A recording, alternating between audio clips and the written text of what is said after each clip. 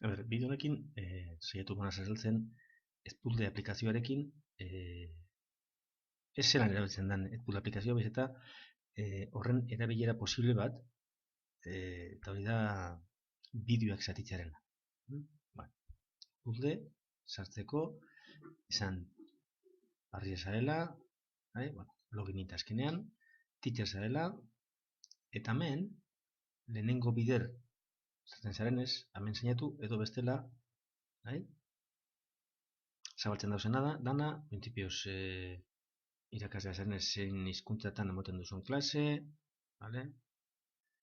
geratzen duzu nire berdin doztau, guatzen nik Spanish pinen bala, pentsatu gero dana erdera sagatuko zirela, baina ez.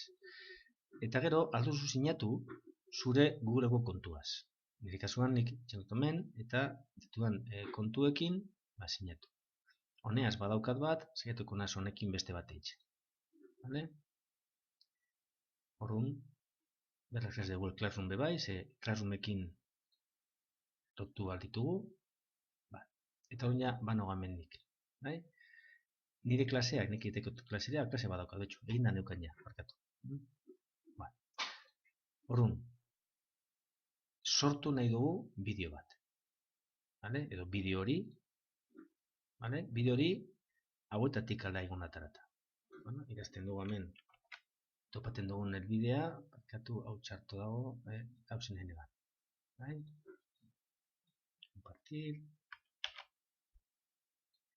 Hona. Hau zedana. Topa. Eta hona agertzen da hemen, bideo hori. Lehenengo 8 minutuak edo 6,40 bai. Ikusten dugu, bideoan oraino egatzen den, bai. Eta ikusten dugunean, justu hor, nahi dugula, finishimon.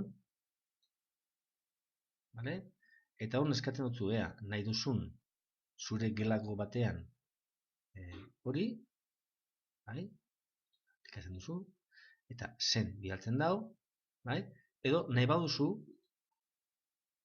link bidali bakarrik. Linka bidaltzen baduzu bakarrik, edo nahi baduzu txertatu zure blog batean, hau hartzen hartuko genuke.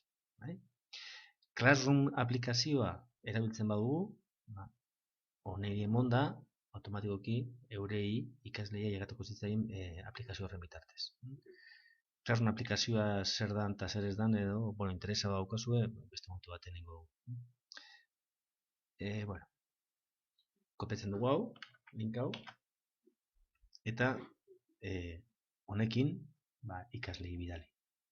Edo, honeaz, txertatzen duzu zegoen blogean, edo zegoen sitesean, eta listo. Nik ingot, link hau ipini